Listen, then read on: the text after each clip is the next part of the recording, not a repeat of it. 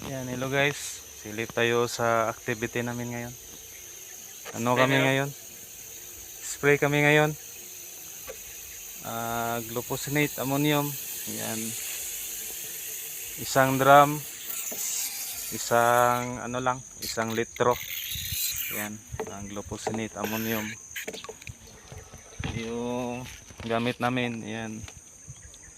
Sinate 150 SL. Yan.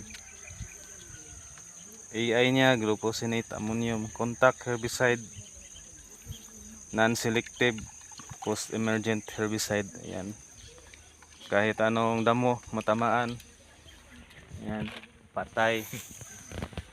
So, dito kami mag-spray ngayon sa tataniman namin ng cabbage. Ayan. So, medyo madamo na. Pag mga after 5 days mag-spray namin dito, ipabungkal namin ulit dito. Paararo namin ulit.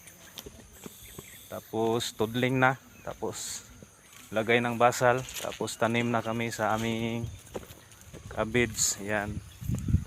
Yan yung seedlings namin na cabbage. So medyo abala. Yan. Sobrang abala namin ngayon. So yan yung namin.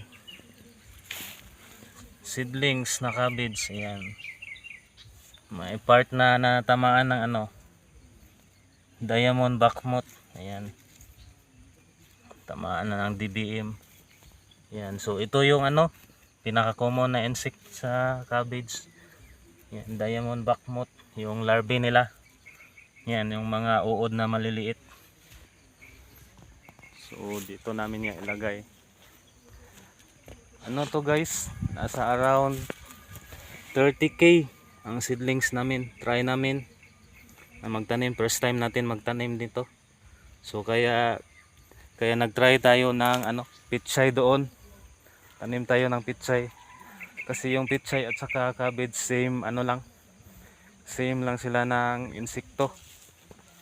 Yan. Yung pitsay natin gawin nating experiment kung makontrol ba natin yung diamond backmot doon. Kung makontrol natin sa pitsay, yan. Siguro makalusot yung natin. Cabbage, yan. Kasi first time pa namin ito sa cabbage. Medyo hindi naman to gaano ka laki. Hindi rin ganoon ka konti. Yan. Katamtaman lang. So ito yung area na tataniman namin. Yan. Hanggang doon sa dulo. Medyo maraming damo. So ayan. Tapos na to, maararo.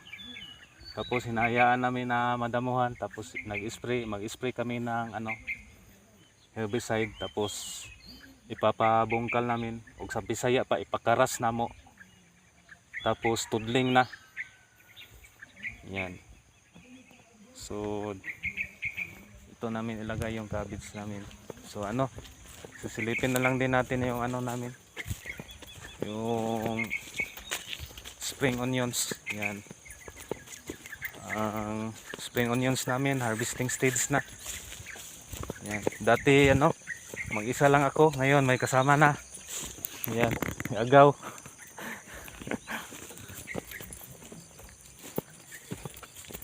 So dito yung spring onions. Harvesting stage na. So yan yung spring onions namin. Yan. Mamaya kuha na kami dito ng 10 roll bags. Yan. Kahapon nagkuha kami dito ng 13 roll bags. Harvest namin. Mamaya na naman 10 roll bags. Yan. So nandito yung namin. Sinasabi ko na pitsay. Yan. Bago tayo sumabak sa cabbage, try tayo ng pitsay. So ito yung pang experiment natin. Kasi the same lang ang insekto ng pitsay at saka cabbage. So kung makontrol natin ang DBM nito, Yan, possible makontrol din natin ang sa cabbage. Yan. So yan. Pag makalusot itong pitsay, yun, may pang finance na tayo sa cabbage. Yan. Kasi mabilis lang tong pitsay guys. Ano lang,